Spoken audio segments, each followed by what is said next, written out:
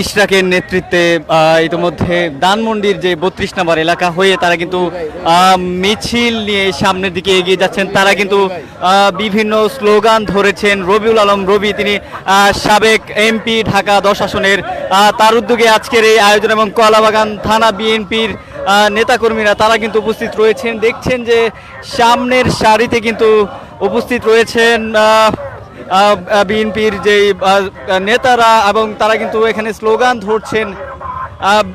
জানিয়ে রাখি যে আজকে কিন্তু ধানমন্ডি এলাকায় এবং আশেপাশের এলাকায় কিন্তু বিএনপি এবং ছাত্র বৈষম্য বিরোধী ছাত্র যারা রয়েছেন তারা কিন্তু অবস্থান নিয়েছেন এবং তারা বলছেন যে কোনো প্রকার সুখ কিন্তু পালন করতে দেওয়া হবে না। তারা বলছেন যে সুখের নামে যেই অরাজকতা, যে সহিংসতা আসলে করা যে পায়তারা করছে আওয়ামী লীগ, সেটিকে তারা প্রতিহত করার জন্যই রাজপথে তাদের অবস্থান এবং সেটি দেখতে পাচ্ছেন ইশরাকের নেতৃত্বে সামনের দিকে কিন্তু এগিয়ে যাচ্ছে তাদের মিছিল।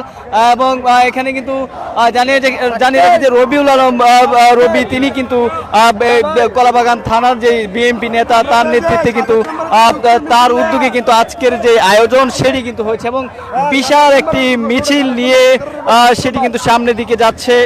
দেখতেই পাচ্ছেন যে বিএনপির নেতাকর্মীরা তারা পর্যায়ক্রমে বিভিন্ন স্লোগান কিন্তু ধরেছেন। স্লোগানও পুরো ধানমন্ডি এলাকায় এই মুহূর্তে কিন্তু তারা অনেকটাই উত্তপ্ত রেখেছেন এবং বিভিন্ন স্লোগানে তারা এভাবেই কিন্তু এগিয়ে যাচ্ছেন। দর্শক, সমকালের সাথে আপনারা যুক্ত আছেন এবং দেখছেন যে এখন আমরা এই যে ধানমন্ডি 27 নম্বর হাসপাতাল আছে না, আই হসপিটালের দিকে। হ্যাঁ ভাই, ভাই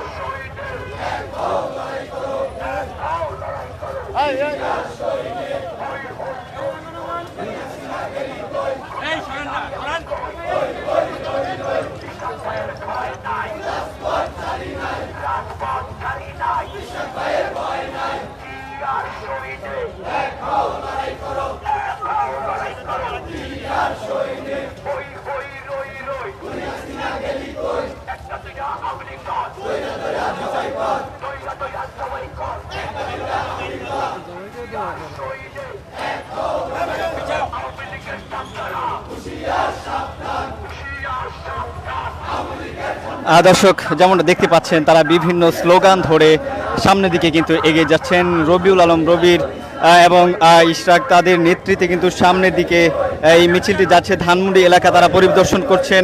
জানিয়ে রাখি যে আজকে তারা বলছেন যে প্রতি বিপ্লব ঠেকানোর জন্য তাদের অবস্থান শুধু বিএনপি নয়, যুগপৎভাবে যে সকল দল এতদিন ধরে আন্দোলন করে আসছিলেন তাদেরও কিন্তু কর্মসূচি রয়েছে। ঢাকাতে গণ অধিকার পরিষদ তারা পল্টনে অবস্থান নিয়েছেন। বিএনপির পক্ষ থেকে নয়াপল্টনে তাদের অবস্থান কর্মসূচি হওয়ার কথা রয়েছে।